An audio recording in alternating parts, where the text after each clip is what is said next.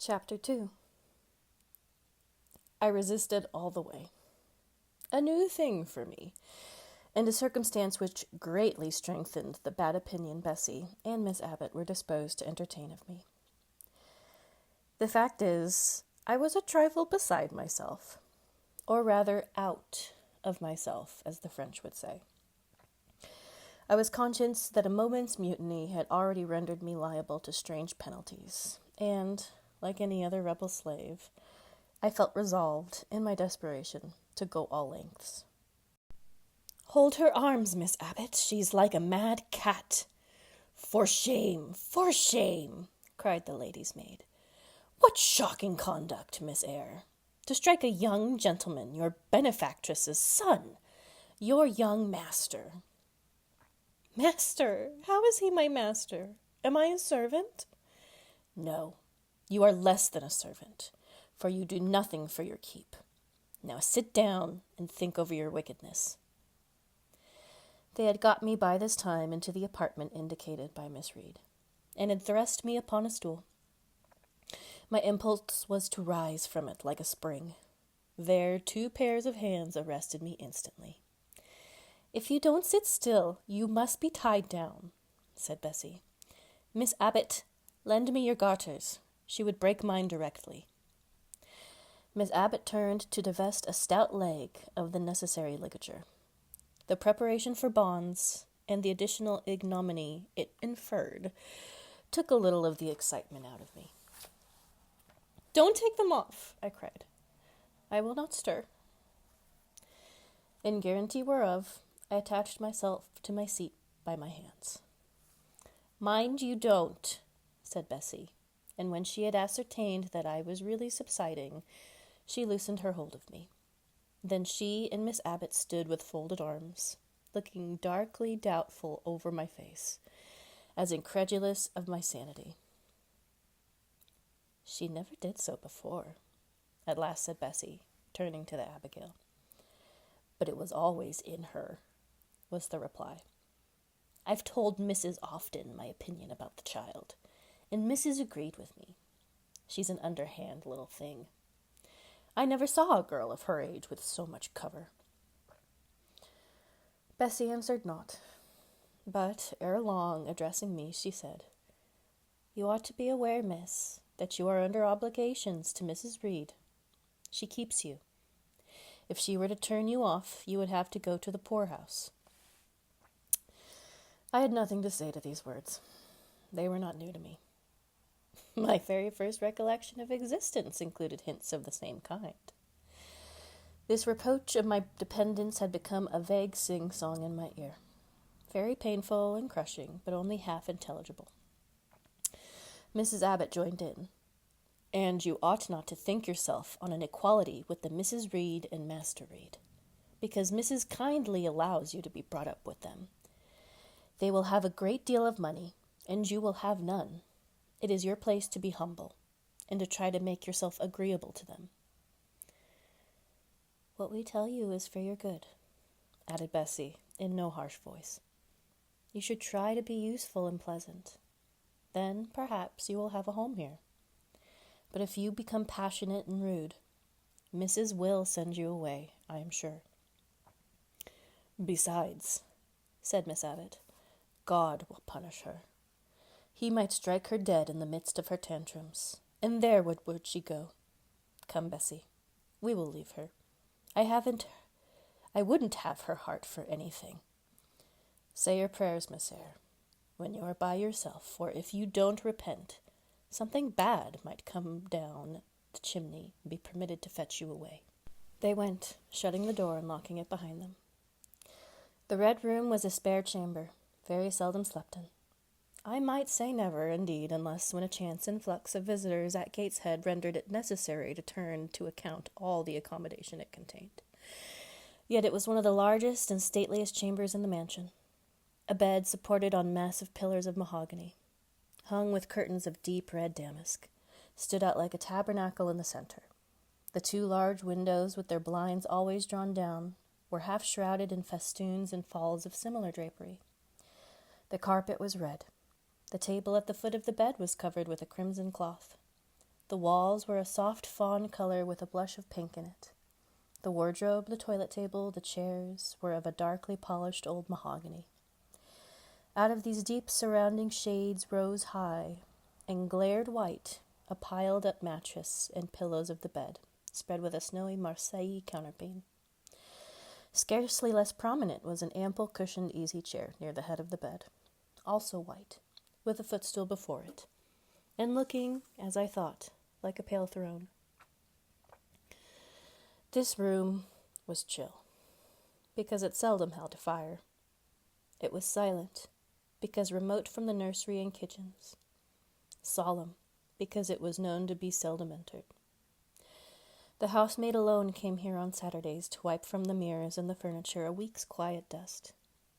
And Mrs. Reed herself, at far intervals, visited it to review the contents of a certain secret drawer in the wardrobe, where she stored divers parchments, her jewel casket, and a miniature of her deceased husband. And in those last words lies the secret of the Red Room, the spell which kept it so lonely in spite of its grandeur. Mr. Reed had been dead 9 years. It was in this chamber he breathed his last. Here he lay in state. Hence his coffin was borne by the undertaker's men. And, since that day, a sense of dreary consecration had guarded it from frequent intrusion. My seat, to which Bessie and the bitter Miss Abbott had left me riveted, was a low ottoman near the marble chimney-piece. The bed rose before me. To my right hand there was a high, dark wardrobe with subdued, broken reflections varying the gloss of its panels. To my left were the muffled windows. A great-looking glass between them repeated the vacant majesty of the bed and room. I was not quite sure whether they had locked the door, and when I dared to move, I got up and went to see. Alas, yes, no jail was ever more secure. Returning, I had to cross before the looking-glass. My fascinated glance involuntarily explored the depth it revealed. All looked colder and darker in that visionary hollow than in reality. And the strange little figure there gazing at me, with white face and arms speckled the gloom, and glittering eyes of fear moved where all else was still. It had the effect of a real spirit. I thought it like one of the tiny phantoms. Half fairy, half imp, Bessie's evening stories represented a coming out of lone, ferny dens and moors, and appeared before the eyes of belated travelers. I returned to my stool. Superstition was with me at that moment, but it was not yet her hour for complete victory. My blood was still warm. The mood of the revolted slave was still bracing me with its bitter vigor. I had to stem a rapid rush of retrospective thought before I quailed to the dismal present. All John Reed's violent tyrannies, all his sister's profound indifference, all his mother's aversion, all the servants' partiality, turned up in my disturbed mind like a dark deposit in a turbid well. Why was I always suffering, always browbeaten, always accused, forever condemned? Why could I never please? Why was it useless to try to win anyone's favor? Eliza, who was headstrong and selfish, was respected. Georgiana, who had a spoiled temper, a very acrid spite, a captious and insolent carriage, was universally indulged. Her beauty, her pink cheeks and golden curls, seemed to give delight to all who looked at her, to purchase indemnity for every fault. John no one thwarted, much less punished. Though he twisted the necks of pigeons, killed the little pea-chicks, set the dogs at the sheep, stripped the hot-house vines of their fruit, and broke the buds off the choicest plants in the conservatory. He called his mother old girl, too, sometimes reviled her for her dark skin similar to his own, bluntly disregarded her wishes, not infrequently tore and spoiled her silk attire, and he was still her own darling. I dared commit no fault. I strove to fulfill every duty, and I was termed naughty and tiresome, sullen and sneaky, from morning to noon and from noon to night. My head still ached and bled with the blow and fall I had received. No one had reproved John for wantonly striking me, and because I had turned against him to avert further irrational violence, I was loaded with general opprobrium. Unjust, unjust, said my reason, forced by the agonizing stimulus into precocious thought transitory power. And resolve, equally wrought up, instigated some strange expedients to achieve escape from insupportable oppression, as running away, or, if that could not be effected, never eating or drinking more, and letting myself die. What a consternation of soul was mine that dreary afternoon. How all my brain was in tumult, and all my heart in insurrection. Yet in what darkness, what dense ignorance was the mental battle fought. I could not answer the ceaseless inward question, why I thus suffered. Now, however, at the distance of, I will not say how many years, I see it clearly. I was a discord in Gateshead Hall. I was like nobody there. I had nothing in harmony with Mrs. Reed or her children or her chosen vicelage. If they did not love me, in fact, as little as I did not love them, they were not bound to regard with affection a thing that could not sympathize with one amongst them, a heterogeneous thing, opposed to them in temperament, in capacity, in propensities, a useless thing, incapable of serving their interest or adding to their pleasure, a noxious thing, cherishing the germs of indignation at their treatment, of contempt of their judgment. I know that had I been a sanguine, brilliant, careless, exacting, handsome, romping child, though equally dependent and friendless, Mrs. Reed would have endured my presence more complacently. Her children would have entertained for me more of the cordiality of fellow-feeling. The servants would have been less prone to make me the scapegoat of the nursery. Daylight began to forsake the room. It was past 4 o'clock, and the beclouded afternoon was tending to drear twilight. I heard the rain still beating continuously on the staircase window, and the wind howling in the grove behind the hall. I grew by degrees cold as a stone, and then my courage sank. My habitual mood of humiliation, self-doubt, forlorn depression, fell damp on the embers of my decaying ire. All said I was wicked, and perhaps I might be so. What thought had I been just conceiving of starving myself to death? That certainly was a crime. And was I fit to die? Or was the vault under the chancel of Gateshead Church an inviting bourne? In such a vault, I had been told, Mr. Reed lied buried, and led by this thought to recall his idea, I dwelt on it with gathering dread. I could not remember him, but I knew he was my own uncle, my mother's brother, that he had taken me when a parentless infant into his house, and that in his last moments he had required a promise of Mrs. Reed that she would rear and maintain me as one of her own children. Mrs. Reed probably considered she had kept that promise. And so she had, I dare say, as well as her nature would permit her. But how could she really like an interloper, not of her race, and unconnected with her after her husband's death by any tie? I must have been most irksome to find herself bound by a hand-wrung pledge to stand in the stead of a parent to a strange child she could not love, and to see an uncongenial alien permanently intruded on her own family group. A singular notion dawned upon me. I doubted not, never doubted, that if Mr. Reed had been alive, he would have treated me kindly.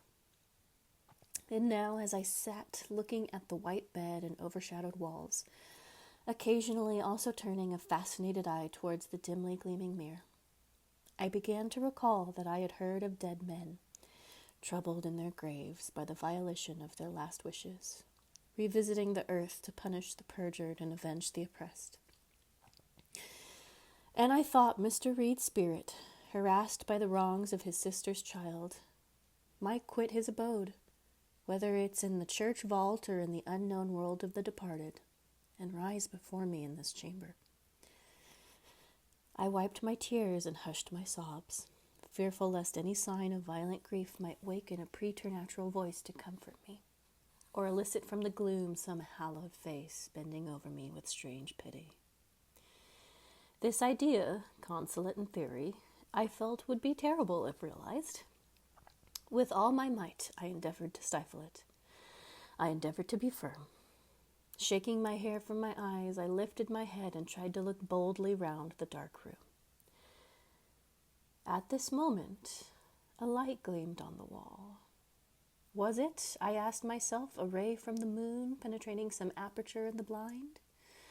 No, moonlight was still, and this stirred. Where I gazed, it glided up to the ceiling and quivered over my head. I can now conjecture readily that this streak of light was, in all likelihood, a gleam from a lantern carried by someone across the lawn. But then, prepared as my mind was for horror, shaken as my nerves were by agitation, I thought the swift, darting beam was a herald of some coming vision from another world. My heart beat thick, my head grew hot. A sound filled my ears which I deemed the rushing of wings. Something seemed near me. I was oppressed, suffocated, endurance broke down.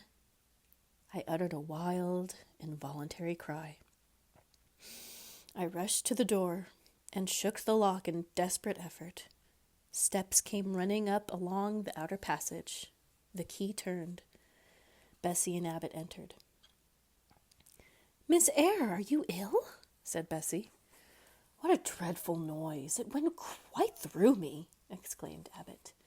"Take me out. Let me go into the nursery," was my cry. "What for? Are you hurt? Have you seen something?" again demanded Bessie.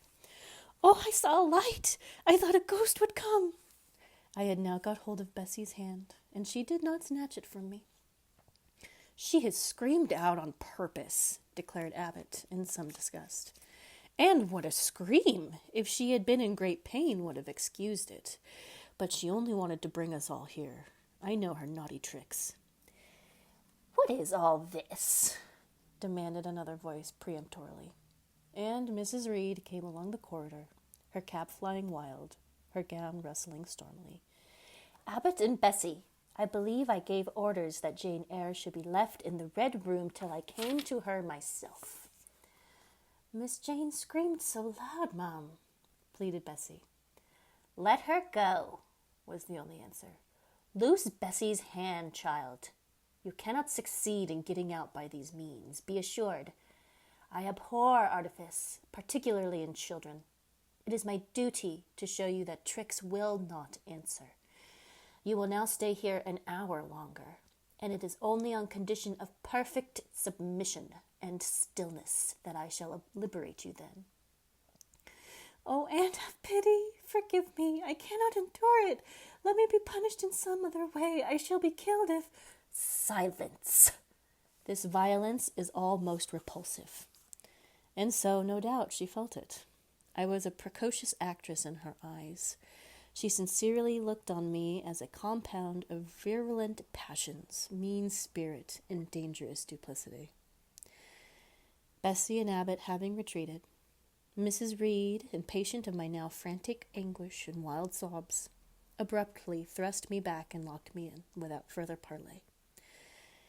I heard her sweeping away, and soon after she was gone, I suppose I had a species of fit. Unconsciousness closed the scene.